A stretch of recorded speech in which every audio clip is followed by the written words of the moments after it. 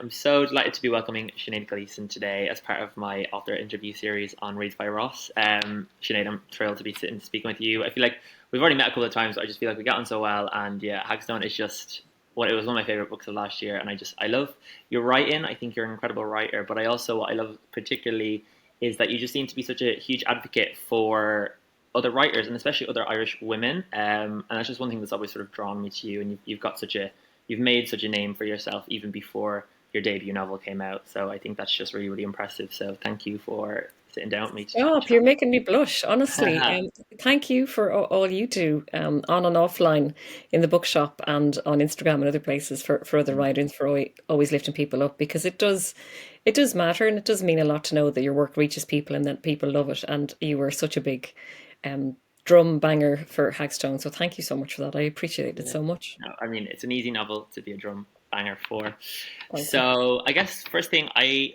tell me about sitting down to write Hagstone, starting it. How long kind of did it take you from start to finish? Because this has sort of been, I would say, a long-awaited debut novel. Maybe I feel like there's a lot of people been expecting it from you for a while.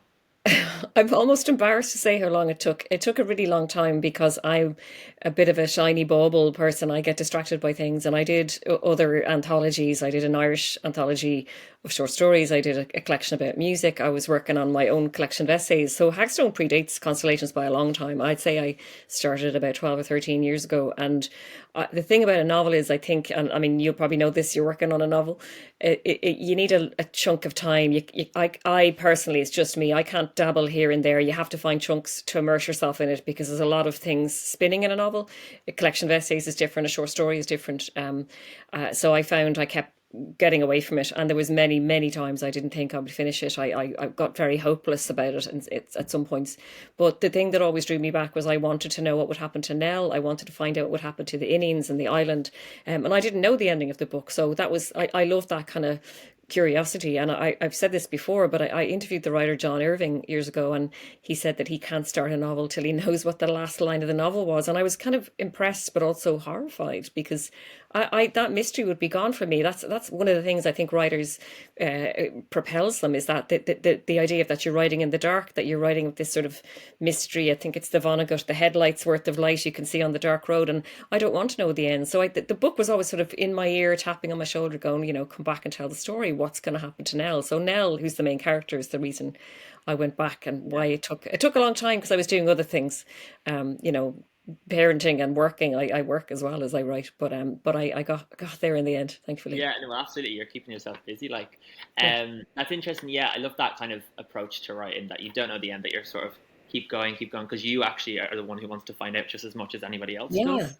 And I guess 10 years is probably not as common for a lot of writers, or maybe it is, but how much did sort of changed from you set out with the original idea? Like, did what you wanted to write with Hagstone when you first set out to do it kind of keep with the book as you kept writing, or did a lot of it change? Some things changed, and some things arrived. I mean, I always knew that the book would be set on an island. I always knew that the character was called Nell and that she was an artist and she made a very particular kind of art. And I had a sound in the book. There is still a sound in the book, but when I started writing it, it's a sort of a mysterious hum that only some people can hear. And after there's an occurrence of it, something has sort of changed. I was convinced the book was going to be about that sound. And then with all writing, and I do this with essays as well, you write your way in, you take a look around, and you sort of take stock and go, what is it I'm trying to say, whether that's fiction or non-fiction. And I found as I wrote my way into this book, I knew it was going to be more about Nell. There's two different men she gets involved with. One is an islander who's returned, and one is an American actor who's come to the island. But in the middle of all this, I mean, there's a very key part of the book, which is a group of women who are called the Innings, which is the Irish for the daughters. They kind of are a commune. They cut themselves off from the world. They don't want to engage with the world, and nobody knows a lot about them. And Nell, like all the islanders, is kind of curious about them, and they reach out to her and ask her to commission. They commission a piece from her, so she's kind of broke living on this island, but also curious. And I didn't have them for a really long time. I mean, I was quite aware of the book way in with the book. And I've told the story before, but this is the thing I love about writing. Sometimes you think the work is done at the desk or in front of your laptop with the notebook open, and often it's not. It's your subconscious is sort of swirling around, and you figure out things when you're, loading the dishwasher or whatever it is. And I was out in the back garden pegging up clothes, and a very, very huge image came into my head of a group of women who were all wearing similar kind of clothes, very basic sort of smock things, and they were standing in the sea with their arms linked, and they were singing. And I just thought, who the hell are they? Yeah. And I literally ran back into the house to try and see if I could get that down on the page. And that was it was great, but it's also annoying because you're like, I thought the book was going this way. And I thought that I was, and that's the thing, you have to allow, you have to give up you loosen your hold on the reins sometimes, and trust your subconscious and your intuition. And I was like, I had that image for a reason, so I have to just go and see what they're trying to tell me. So that's what I did. And I think that's always important to renumber your draft, so that if you do go back and you think, okay, this isn't the thing I wanted to say at all, you can sort of breadcrumb your way back. But it's good to try things, because I think if you didn't, I'd always wonder if I hadn't included them, you'd always wonder what would it be a different kind of book. Yeah, yeah, yeah. It's lovely to hear you talk about writing. You talk about it in such like a fun, sort of exciting way, like being. It's not fun a lot of the I time. know a lot of the time it's so hard. It's awful. You hate everything you're writing, but like the way Yeah, you talk about it, it just make it really exciting. And you mentioned as well about now being a specific type of artist.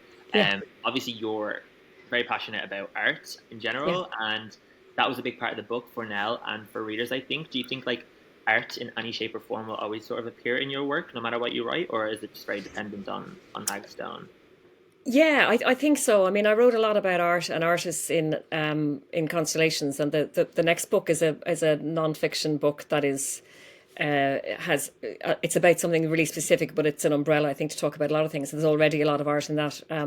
I just got asked to write something yesterday that I'm supposed to be back at the book, but of course it's something interesting. So I'm going to write about an artist that I wrote a little bit about in Constellations, and I've wanted to go back to her for a long time. And I think the type of person this artist is somebody that has a huge influence on who Nell is, and she's already been in the next book. So yeah, I seem to keep not being able to get away from stuff. But I think, when people talk about culture, and that can sound like a very heavy and loaded and often elitist kind of word, but all culture is watching brilliantly made television, listening to music, watching films, looking at art, reading books, and all those things have always been things that I've loved. So I suppose I'm sort of cheating by making the things I'm interested in often the subject of my work, and I've always had that with art and film. So I think they'll probably always be a feature, because they're the things that inform my work, and I think there is a Venn diagram that happens with all those subjects, and it's there in Hagstone, and it's there in a lot of things I do, I suppose. Yeah, absolutely. It makes it feel so much more authentic. I feel like you can really tell that where it's coming from. Um, Thank you. so who are some of your sort of writing inspirations then? I'm curious, and then maybe just for Hagstone specifically, but also just in general Yeah. of all the sort of work that you do. Like, who do you kind of turn to quite a lot? It depends what I'm writing, and I actually, I mean, a lot of people say this. I tend to not. My reading goes down when I'm very in the thick of a book, and it's not that you fear some sort of osmosis. It's just you're very focused on your own writing, and you don't want to be swayed in any way. I just kind of feel that I need to shut myself off from things sometimes. I mentioned last week to you in Forals, like Virginia Woolf is a Mm, huge sort of person for me in terms of the modernism, the experimentalism, and also because I came to all the fiction first, but then I realized she wrote all these incredible essays, and wrote a brilliant essay about the body and illness, and how there's a lack of language around illness, something that I talked about in Constellation. So she kind of keeps coming back into my life in different ways, and to the lighthouse, there's a lighthouse in this novel, and I think that's a bit of an homage to her. I mean, I just there was loads of great nonfiction I read when I was writing Constellation. So I was reading people like Joan Didion and Roxane Gay and Leslie Jamison, Maggie Nelson. I've just read Maggie Nelson's new book, which is also about pain and the body in some ways, which is utterly brilliant. it's quite short, Again, that it's a book as well, very isn't it? It's very it's slim. very, very, very short book, Patamata. And again, I'm really interested in writing people that can do that distillation. Like I think Clara Keegan is just one of our most incredible writers. I don't know how she does it. Every time you read something that's just getting shorter and shorter, but No, manages to say and convey so much over so many years. I think she's incredible. I love her short stories. If you haven't read her short story Antarctica, it's utterly chilling, and I'd recommend it, not just because of the name, which I'd recommend. But I go through lots of phases with people. Like Annie Ernaux has been a big writer for me. A lot of what Fitzcarraldo publish, I love that a publisher like that can just publish what they like. Um, oh God, I'm trying to think of loads of people. Yeah, I mean I they're brilliant names anyway, aren't they? So Yeah, again, and I think I just finished Ian Lee's forthcoming book, which is about, terrible thing that's happened in her life, and which is very, grief is a very hard subject to write about. And again, she is somebody who's able to write fiction, non-fiction, somebody who blurs the lines between real things have happened and then transport them into fiction. This is it. This is a memoir, this book, and I think she's definitely someone I've been reading and taking note of the way she writes and her precision and her use of language. And even just when she's online and talks about the things that she reads, and tends to read a lot of older and more kind of classic work as well. And I think that's important. We can be very caught up in what's new and what's now, and yet there's so many great books published a long time ago that we, mm, people like Daunt, I think, have been republishing brilliant, like Barbara Cummins, Natalia Ginsburg, yeah. who's again become a favorite writer. Like we need to bring writers like this back. Mhm. I've just finished a forward for a book that's out later this year. It's a republication of another book I talked about in Constellations, and it's a book that I think a lot of people won't know, and absolutely everybody should read. And so I'm Yeah. excited. It's Lucy Greeley's Okay. autobiography of a face. So yeah, that's a brilliant book to read about the body and illness. Yeah. I'd recommend it. Nice. Nice. Um, so in Hagstone, I think one of the things that really impressed me was that obviously Nell is the main character, but the Indians, there's such a vivid group of characters, and there was quite a lot of them, quite a lot of characters, but in Yeah, it, each one felt really vital, and each you really narrowed it down all their voices and their characters, and it reminded me recently. I think you've read it, The Benefactors by Wendy Erskine. oh, it's super. Yeah, Fabulous book, but like in that, it's such a huge cast of characters, and I don't think writers can always pull that off well. But she did that amazingly. I think there's like yeah, 50 voices in that, and it felt like even if you took one away, it would have the book would have suffered because of it, and that kind of reminded yeah. me of sort of all of the Indians in Hagstone. Did you find that tricky to kind of to get your head around all of those characters Yeah, because there were so many, and to make them kind of alive on the page? yeah, absolutely. And that's to go back to my earlier thought of like, oh God, who are these women? I'm gonna have to write loads more characters, which was my first feeling. Wendy's book is incredible. I also often mention her as a writer. I love that book is like totally polyphonic. It's really musical, and it's like a symphony because it's like this. It's 50 voices is like an orchestra, and like you say, if there's a note wrong, I don't know how she did. And it's also a difficult subject, but managed to be. There are lots of funny moments that there often are. Thankfully, I didn't have as many characters as that, but yeah, I wanted them to sound really authentic. And I remember when I was recording the audiobook, a brilliant writer and actor, Tara Flynn, did the voice, and she did a lot of preparation and was asking me lots of questions about them.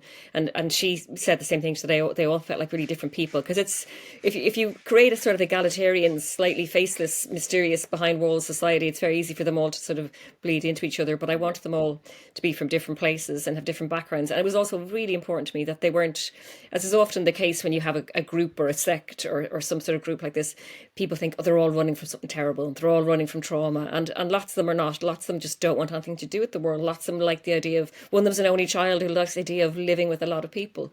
yeah, So there's often people's motivations for joining places like that. Everyone assumes trauma and bad yeah. things happened, and often it's not as Yeah. simplistic as that at all. So yeah, I did have a lot of fun with some of those voices, and I do, yeah, I think about Nell still a lot. I do. People ask me about her, and I definitely, she's somebody she's complicated and Mhm. difficult, but I have a lot of time for her. Yeah, yeah, she's just a great character. Um, so you said you edited The Long Gaze Back, right? That massive anthology of Irish short stories. What was that experience like editing that? Was that kind of Um, a lot of well, work? the Long Gaze Back was the first one I did about women. Thankfully, it wasn't as big as that one, but the Art of Oh, the sorry, Glimpse. I'm getting confused with the Art of the Glimpse. So that one. Now, do you want to do it? It doesn't matter. You can just keep going. Do you want to do Yeah, that again? whatever one we can do. Yeah. So at Art of the Glimpse, that massive one, that's like 50 or something, is it? It's 100, and it's Wow. the I think the reason why I said yes is because I'm really passionate about the Irish short story, and I had done so much work and reading for The Glass Shore and The Long Gaze Back that I there was loads of stuff that you have in your back pocket that there just wasn't room, or you couldn't clear it in time, or you couldn't afford it. So it was published at the time by Head of Zeus, who are now part of Bloomsbury, I think. And they do these. It's always 100, so they've done 100 queer stories, Oh 100 stories in translation, women. So I just said, yeah, I'd love to do it. So, and I think when you're doing an anthology like that, you have to sort of remake it, because my reason for doing The Long Gaze Back was because the canon was overwhelmingly very, very male. The same writers were included when women were included. I found books of anthologies that would have, one story by a woman. It was Mary Lavin. Her name was misspelled. So there's a real afterthought thing. So I wanted to think very carefully. And again, I didn't want it to. If you're going to do an anthology, it has to be something new. So I wanted to include contemporary voices. I wanted, Ireland is changing; it's becoming more multicultural. There are people, from different sort of backgrounds. So it was important to me that it wasn't just all the voices we already know. So I went out of my way to find kind of new people who are on the brink of bringing out collections. And you have to do that work. If you're going to do it, you have to do it properly. It's literary archaeology, as a friend of mine said. He spent a lot of time in the National Library. But when you find a story that you think nobody really knows, or is obscure, that's the real gold. And it's a great feeling to sort of do that with other people, and encourage people to read yeah, stories. But anthologies are great because it's like a giant mixtape, a giant Spotify playlist. You don't totally. have to like everything in it, but you'll get to read a flavor of all sorts of stuff. So Yeah, that's why I sure. love You them. can discover kind of new writers that you might have never heard of before. Always. I buy anthologies all the time, like themed ones are from different countries, and it's how I've discovered some writers I Yeah, hold very dear now. Yeah, that's why yeah, they're yeah. great.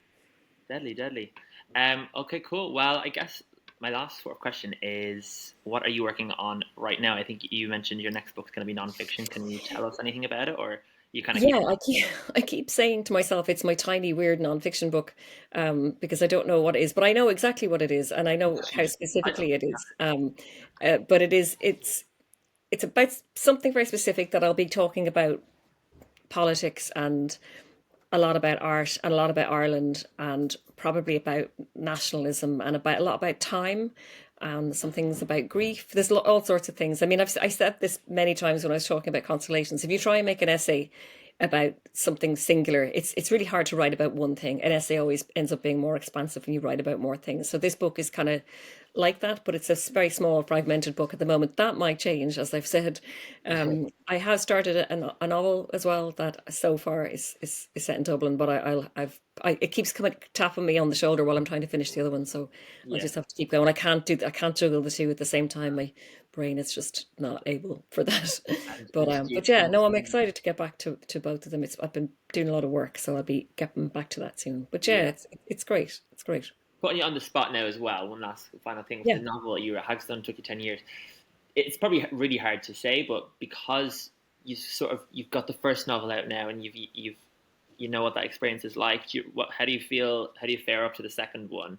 Do you think that will take maybe just as long, or No, God, no. I mean, I do have, I absolutely have regrets about not getting back and focusing on that. And you learn a lot of things. You make a lot of mistakes, and you learn yeah, a lot of things when you write a novel. But I do know that you have to sort of climb into a bunker with it, or just kind of go for as long as you can, and get, even if it's getting a version of it down that you're not. Now I tend to be, it's the curse of being an editor. You stop and you start and you edit, and it's not a very economical way. As a writer, another writer would say to me once, why don't you try writing with the handbrake off, which I love.